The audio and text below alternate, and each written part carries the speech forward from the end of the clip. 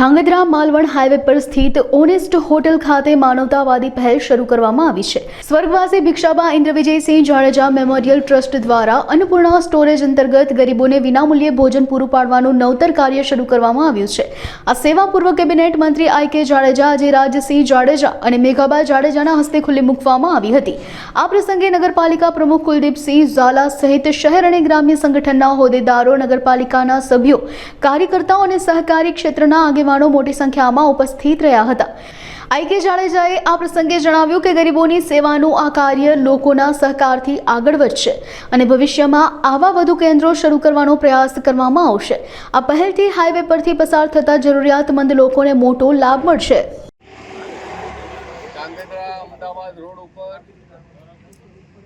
Honest હોટલની બહાર સ્વર્ગસ્થ ભિક્ષાબા મેમોરિયલ ટ્રસ્ટ દ્વારા અન્નપૂર્ણા ઈશ્વરના પ્રસાદનું એક નવું કાઉન્ટર શરૂ કરવામાં આવ્યું છે।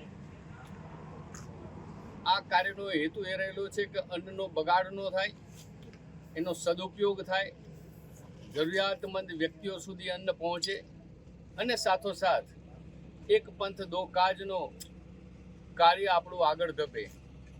ઘણા બધા લોકો જમવા આવે છે ત્યારે પોતાની પ્લેટમાં અડધું લઈને અડધું બાકી રહે છે। ક્યાંક કોક એટલી બે નાન પ્લેટમાં બાકી રહે, ક્યાંક અડધી પ્લેટ રાઈસ વધ્યા હોય, ક્યાંય ચાવલ વધ્યા હોય, ક્યાંય દાળ વધી હોય, ક્યાંય સબ્જી વધી હોય, ક્યાંય અન્ય કોઈ ફરસાણ વધ્યું હોય, તો જે ચોખ્ખું રહેલું છે, કોઈની પ્લેટમાં એટલું નહીં પણ ચોખ્ખા અનાજનો એટલે કે એ ભોજનનો પેકિંગ કરીને અહીંયા રાખવામાં આવેલ ફ્રીજ ઉપર મૂકવામાં આવશે। એ ફ્રીજમાંથી કોઈ પણ જરૂરિયાતમંદ વ્યક્તિ એ ભોજન એમાંથી લઈ શકે છે।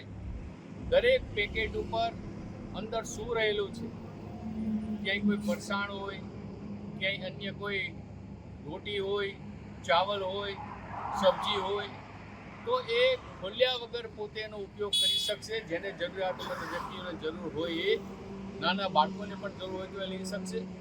સાથોસાથ જ્યારે આવી પ્લેટમાં એટલે કે એક્સ્ટ્રા કંઈ વધ્યું ન હોય, ફરીથી કહું છું કે કોઈનું એઠું મૂકવામાં આવશે નહીં, પરંતુ કોઈ પ્લેટમાં ન હોય ત્યારે એ ટ્રસ્ટ દ્વારા ખર્ચ કરીને એમાં વિવિધ સ્વરૂપે વિવિધ પ્રકારનું ભોજન મૂકવામાં આવશે, પાણીની બોટલ પણ મૂકવામાં આવશે અને એટલા માટે જરૂરિયાત વ્યક્તિઓ એનો સદુપયોગ કરી શકશે।